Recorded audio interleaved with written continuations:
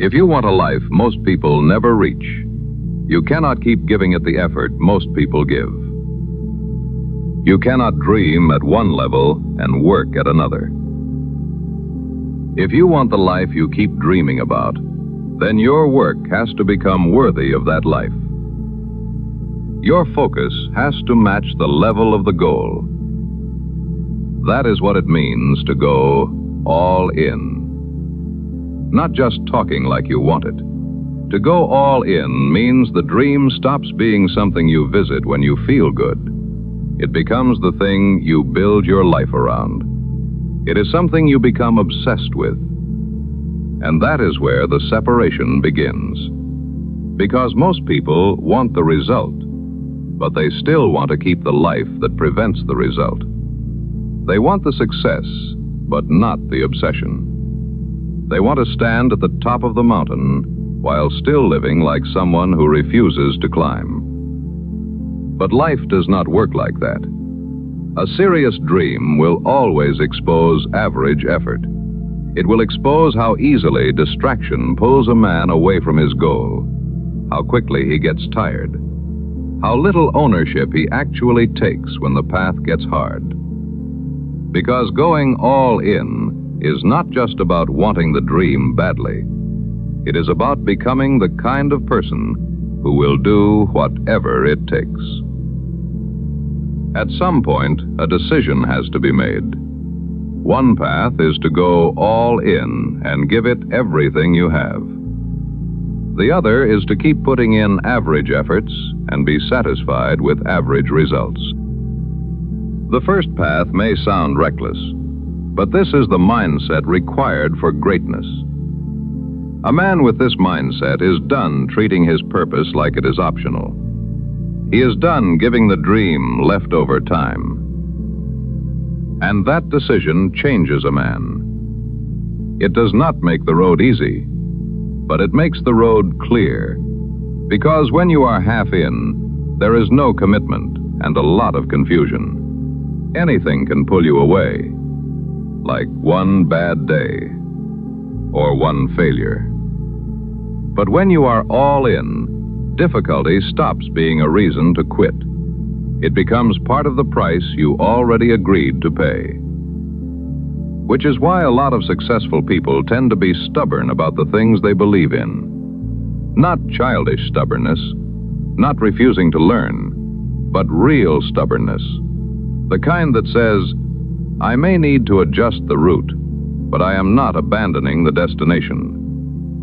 I may be tired, but I am not done. That kind of stubbornness is the foundation of success.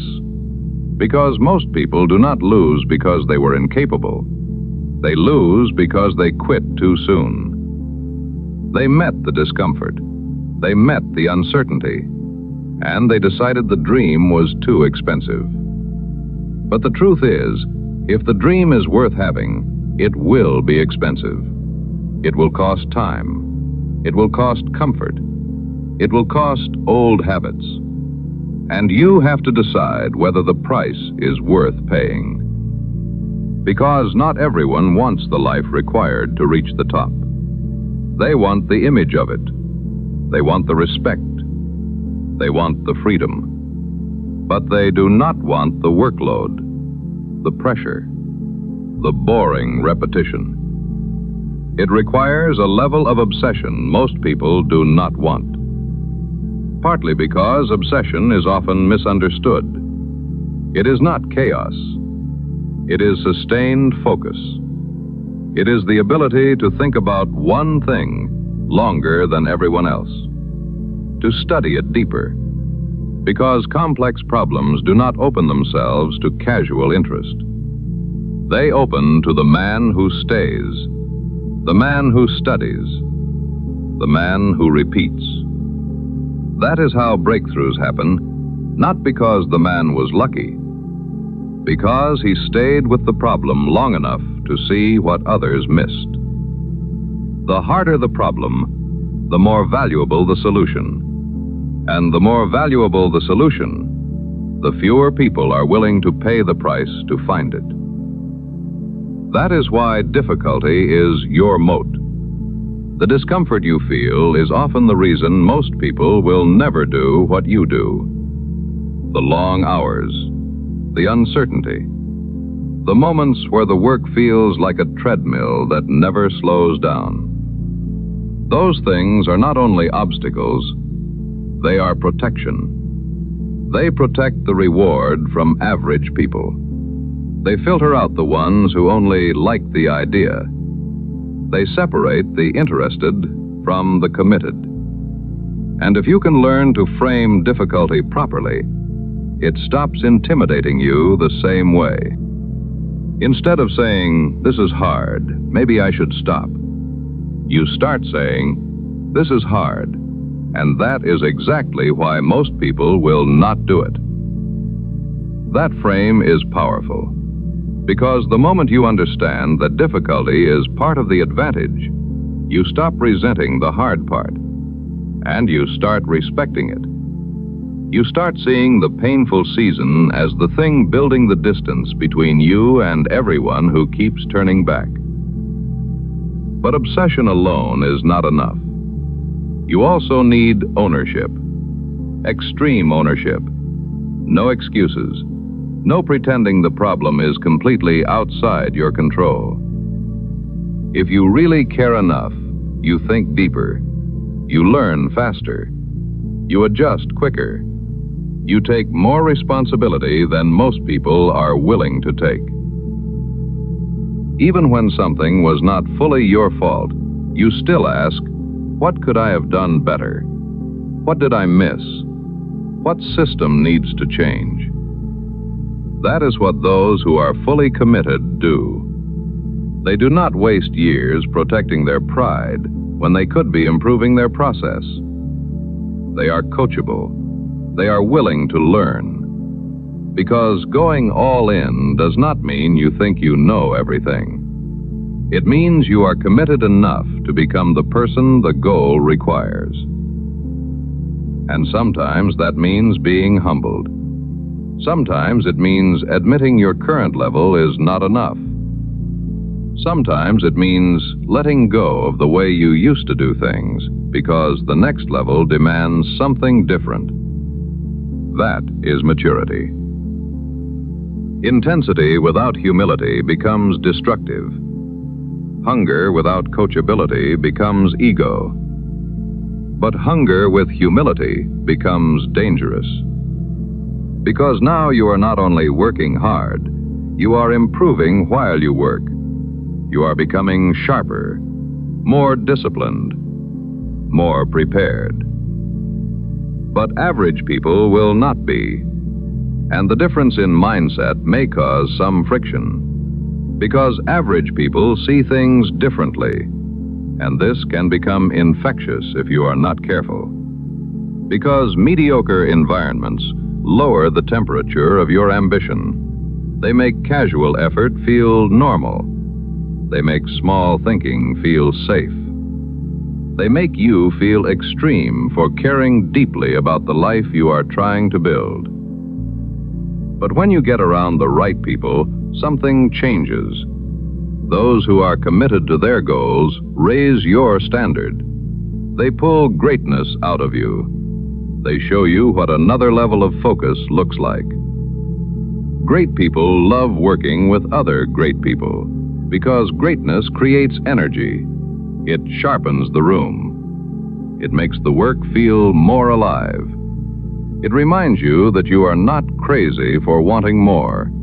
You are simply in the wrong environment if everyone around you keeps trying to make you smaller. So choose carefully. Because if you are going all in, you cannot afford to spend your life surrounded by people who are halfway committed to everything.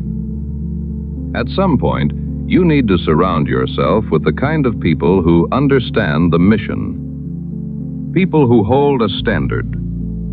People who do not mock discipline because it exposes their own lack of it. Those types of people tend to love the work they do. Because you have to love the work enough to survive the parts that do not feel rewarding. After all, Years may pass before the results come. Years of unseen effort. Years of learning. Years of failing. Everyone loves the success after it becomes visible. But most people cannot survive the season where the dream is real inside you, but not yet real in the world. That is why deep commitment matters. You need to see the long-term value in the mission, not treat it like a short-term job. The world may not notice for a long time, and if you need constant attention to keep going, you will not last. You need something deeper. Purpose. Obsession. A reason strong enough to keep you working while the results are still hidden. Because the world does not stop for ordinary. It does not stop for what it has already seen 1,000 times. A man pursuing his purpose will be going down the untraveled road. The idea with no clear path. The work that feels uncertain. The thing people avoid because it is difficult, uncomfortable, and unproven. But that is often where the opportunity is. Not in repeating what everyone else already did with the average efforts people already gave, but in being bold enough to build what has not yet been built with effort not yet seen. But that requires a different level of patience, a different level of courage. Because committing to one's purpose will feel lonely. There is no map, no guarantee. You have to build while the path is still unclear. You have to keep learning, keep improving. And that is why most people will never reach the highest level. Not because they cannot dream, but because they do not want the life that dream demands. Once some people get comfortable, they stop paying the price that made them rise. They relax too early. They lose the hunger. But the man who goes all in understands that excellence is not a one-time achievement. It is a cycle, a way of living. He knows there is no final moment where he can say, "I made it, so I no longer need discipline." The game keeps changing. The standard keeps rising. The work keeps asking for more. And if he wants to keep climbing, he has to keep growing. It means every day the man gets up and improves himself. He gets up and takes a step towards his goal, regardless of external circumstances. It means he understands the mission. He controls the frame in his own mind. He does not see the work as a prison. He sees it as the path. And that is where greatness is built. In the place where comfort ends. In the discipline to return again tomorrow. In the stubborn refusal to let the dream die because the road became difficult. So if you say you want it, go all in. Not halfway. Not sometimes. Go all in with your focus, with your effort, with your ownership. Stop asking for the reward while protecting the habits that keep you ordinary. Stop waiting for the road to become easy before you decide to get focused. Because the road will never become easy. But you can become stronger. You can become more focused, more disciplined, more obsessed with solving the problem than afraid of how long it may take. And one day, if you stay with it, the world may look at what you built and call it sudden. They may call it talent, luck, timing. They may never see the years you gave to it, or the price you kept paying when no one was watching. but you will know. You will know that you did not stumble into it. You built it. You earned it. You became the kind of man who could carry it, because you went all in when most people stayed average. You kept improving when most people defended their excuses. And that is why the dream had no choice but to come to you. So make the decision. If the goal is your purpose, then get focused. If the dream matters, stop treating it like a hobby. Go all in.